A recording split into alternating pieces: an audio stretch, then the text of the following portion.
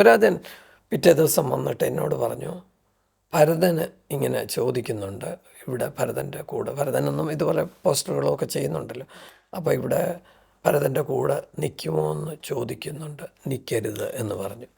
ഞാൻ ചോദിച്ചാൽ എന്താ? അല്ല, ഇത്ര ചെറുപ്പത്തിൽ മദ്രാസിലെ സിനിമ രംഗത്ത് വന്നു കഴിഞ്ഞാൽ ചീത്തയായി പോകും, അതുകൊണ്ട് ഇവിടെ നിൽക്കരുത് എന്ന് പറഞ്ഞു.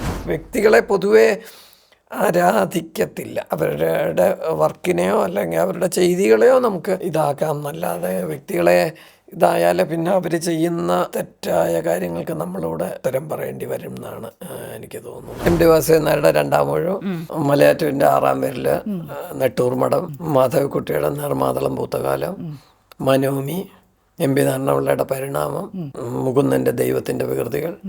ഇത് എഴുതി കഴിഞ്ഞാൽ പിന്നെ അതിനെപ്പറ്റി ഞാൻ ചിന്തിക്കുന്നില്ല എന്നുള്ളതാണ്.